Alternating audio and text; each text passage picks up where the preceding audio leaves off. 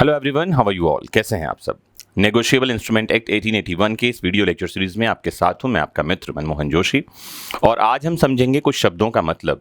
एक है eight site, एक शब्द है ऑन प्रेजेंटमेंट और एक है आफ्टर साइट। तो एट साइट का मतलब होता है दर्शन पर, आफ्टर साइट है दर्शनोपरांत और ऑन प्रेजेंटमेंट है उपस्थापन पर। ये क्या शब्द है मैं आपको ये समझाता हूं। इनके साथ एक और वर्ड आप जोड़ लीजिए, ऑन डिमांड। ऑन डिमांड का मतलब होता है मांग पर। कोई इंस्ट्रूमेंट जो नेगोशिएबल इंस्ट्रूमेंट एक्ट के सेक्शन 13 में पेबल है, जिसका भुगतान किया जाना है, जिसमें या तो प्रॉमिसरी नोट है, बिल ऑफ एक्सचेंज है या चेक है, उसका भुगतान कैसे होगा इसके बारे में हमको जानकारी मिलती है सेक्शन 21 में। कैसे भुगतान होगा? तो जैसे जो चेक होता है वो हमेशा ऑन डिमांड पेबल होता है। ऑन डिमांड का मतलब होता है मांग पर। अगर आपके खाते में कोई रकम रखी हुई है और आपने चेक ड्रॉ करके लिख कर किसी को दिया है, तो जो पाने वाला है, जिसे हम पेई कहते हैं, वो जब कभी बैंक में उस चेक को लेकर जाएगा, बैंक इज बाउंड टू पे इमीडिएटली, तुरंत उसको भुगतान करना होगा। बैंक ये नहीं कह सकती कि 4 दिन बाद आइए, ये तो बहुत बड़ी रकम है, ऐसा बैंक नहीं कह सकती। बैंक ये नहीं कह सकती कि कल आइए, 50 लाख रुपए का इंतजाम करना पड़ेगा, क्योंकि ये हमेशा ऑन डिमांड पेबल होगा। ऑन डिमांड का मतलब होता है मांग पर। अच्छा, ऑन डिमांड का मतलब ये नहीं है कि आपको रात को 12 बजे पहुंच जाए बैंक में पैसे लेने के लिए। ये यूजुअल बिजनेस आवर्स में होना चाहिए, कारोबार के समय पर। अब हम बात करते हैं बिल ऑफ एक्सचेंज और प्रॉमिसरी नोट के बारे में। तो जब हम बिल ऑफ एक्सचेंज और प्रॉमिसरी नोट मतलब वचन पत्र और विनिमय पत्र के बारे में बात करेंगे, तो ये पेबल होंगे ऑन प्रेजेंटमेंट। ऑन प्रेजेंटमेंट मतलब उपस्थापन पर।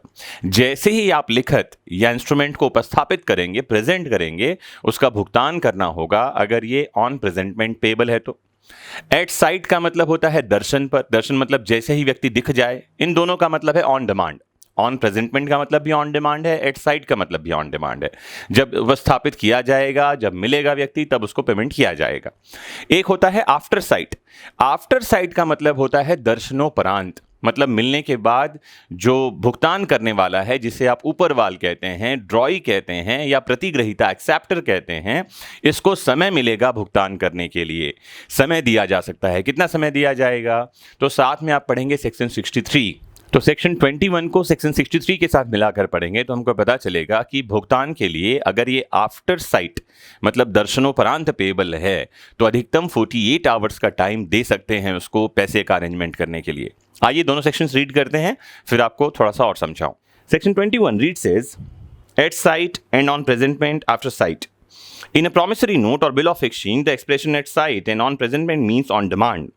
कहता है वचन पत्र और विनिमय पत्र के बारे में हम बात करेंगे तो एट साइट मतलब दर्शन पर और ऑन प्रेजेंटमेंट मतलब दर्शनोपरांत, इसका मतलब है मांग पर, on demand. The expression after sight, दर्शनोपरांत लिखा है, means in a promissory note after presentment for sight and in a bill of exchange after acceptance और नोटिंग फॉर नॉन एक्सेप्टेंस और प्रोटेस्ट फॉर नॉन एक्सेप्टेंस।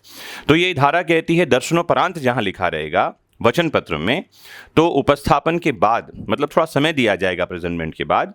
और अगर विनिमय पत्र की बात करेंगे तो प्रतिग्रहण, जब वो स्वीकार कर ले उसके बाद भुगतान का समय मिलेगा। Section 63 talks about draw's time for deliberation. The holder must, if so required by the drawee of a bill of exchange presented to him for acceptance, allow the drawee 48 hours exclusive of public holidays to consider whether he will accept it or not। तो अभी आपने दोनों ही sections देखे और समझा आपने कि eight site, on presentment और आफ्टर साइट का क्या मतलब है और ऑन डिमांड का क्या मतलब होता है। उम्मीद करता हूं नेगोशिएबल इंस्ट्रूमेंट एक्ट इन छोटे छोटे लेक्चर्स के माध्यम से आपको बहुत अच्छे से समझ में आ रहा होगा। जुड़े रहिए और समझते रहिए देश दुनिया के कानूनों को। Have a nice time, take care, bye bye.